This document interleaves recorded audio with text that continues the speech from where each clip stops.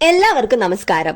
നമ്മൾ വീട്ടിലെ പല ഉപകരണങ്ങളിലും ഉപയോഗിക്കുന്ന 3-പിൻ പ്ലഗ് ശ്രദ്ധിച്ചു നോക്കിയിട്ടുണ്ടോ? അതിൽ മുകളിലുള്ള പിന്ന്, അതായത് എർത്ത് പിന്ന്, മറ്റ് 2 പിന്നുകളെക്കാൾ വലുതും കുറച്ച് നീളം കൂടിയതുമായിരിക്കും. ഇത് വെറുതെയല്ല, ഇതിന് പിന്നിൽ വളരെ പ്രധാനപ്പെട്ട സേഫ്റ്റി റീസൺ ഉണ്ട്. അത് എന്തൊക്കെയാണെന്നാണ് ഈ വീഡിയോയിലൂടെ പറയാൻ പോകുന്നത്. വീഡിയോ എല്ലാവരും മുഴുവനായും കാണുക. വീഡിയോ ഇഷ്ടമായെങ്കിൽ ലൈക്കും ഷെയറും ചെയ്യുക. ഈ ഒരു പ്ലഗ് കണ്ടോ? ഇതിന്റെ ഓരോ പിന്നിന്റെയും നടുവിലായി ഒരു കട്ടിംഗ് ഉണ്ട്. നമുക്ക് അഴിച്ച് റീസെറ്റ് ചെയ്യാവുന്ന ടൈപ്പ് പ്ലഗുകളിലാണ് ഇങ്ങനെ ഉണ്ടാകാറ്. എന്നാൽ ഇത് നോക്കിക്കേ, ഇതൊരു ലാപ്ടോപ്പ് ചാർജർ ആണ്. ഇതിന്റെ പ്ലഗ് ഫുള്ള് കൺസീൽഡ് ആണ് കേട്ടോ. ഇത് നമുക്ക് അഴിക്കാനോ റീസെറ്റ് ചെയ്യാനോ സാധ്യമല്ല. ഒരു 3-പിൻ പ്ലഗിൽ 3 പിന്നുകളാണ് വരുന്നത്.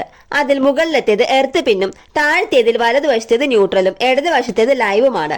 താഴത്തെ 2 പിന്നുകളെ അപേക്ഷിച്ച് എർത്ത് പിന്നിന് വണ്ണം ഒരല്പം കൂടുതലാണ്, അതുപോലെ തന്നെ നീളവും കൂടുതലാണ്. 3-പിൻ പ്ലഗ് സോക്കറ്റിൽ ഇടുമ്പോൾ ആദ്യം കോണ്ടാക്ട് വരുന്നത് earth പിന്നുമായാണ്.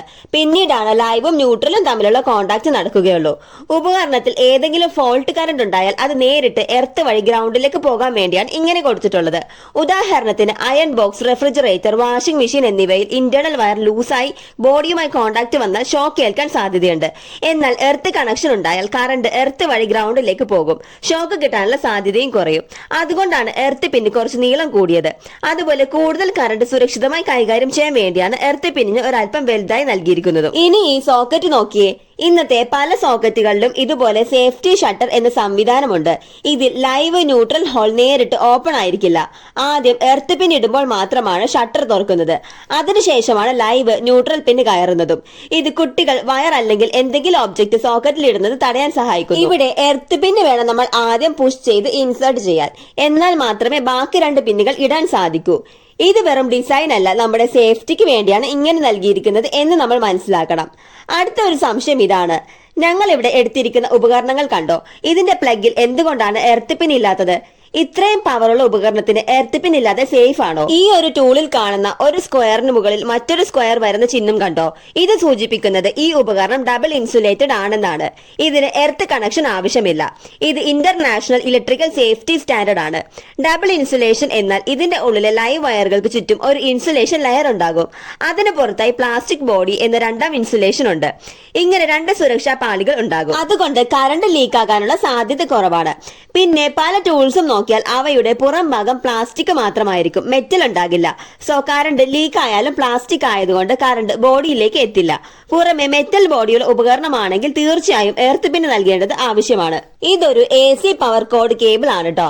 TV, setup box, speaker പോലെയുള്ള പല ഉപകരണങ്ങളിലും കാണുന്ന ഇത്തരം AC പവർ കോഡുകളും 2-പിൻ പ്ലഗ് ആയിരിക്കും. അപ്പോൾ പലർക്കും സംശയം വരാം, AC കറണ്ട് ഉപയോഗിക്കുന്ന ഡിവൈസ് ആണെങ്കിൽ 3-പിൻ പ്ലഗ് ഇല്ലാതെ സേഫ് ആണോ എന്ന്. ഇതിന് കാരണം മുമ്പ് പറഞ്ഞതുപോലെ ഇത്തരം ഉപകരണങ്ങൾ സാധാരണയായി ഡബിൾ ഇൻസുലേഷൻ ആണ്. പുറമെ പ്ലാസ്റ്റിക് ബോഡിയും ഉള്ളിൽ ഇലക്ട്രിക്കൽ ഇൻസുലേഷനും ഉണ്ടായിരിക്കും. അതിനാൽ കറണ്ട് ലീക്ക് ആകാനുള്ള സാധ്യത കുറവാണ്.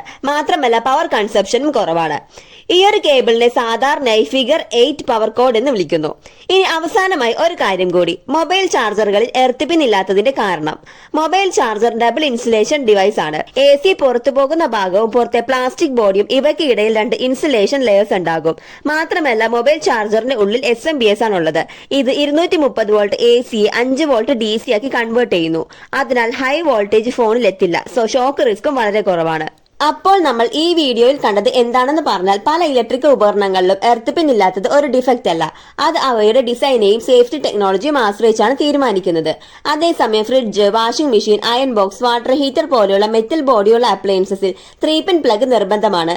കാരണം ഫോൾട്ട് ഉണ്ടാകുമ്പോൾ കറണ്ട് എർത്ത് വഴി ഗ്രൗണ്ടിലേക്ക് പോകാൻ അത് സഹായിക്കുന്നു. ഈ ഒരു വീഡിയോ നിങ്ങൾക്ക് ഉപകാരപ്പെട്ടെങ്കിൽ ലൈക്ക് ചെയ്യാനും ഷെയർ ചെയ്യാനും മറക്കരുത്. ഞങ്ങളുടെ ചാനൽ കൂടി സബ്സ്ക്രൈബ് ചെയ്ത് ബെൽ ബട്ടൺ എനേബിൾ ചെയ്യണേ. അടുത്ത വീഡിയോയിൽ കാണാം. അതുവരെ എല്ലാവർക്കും ബൈ.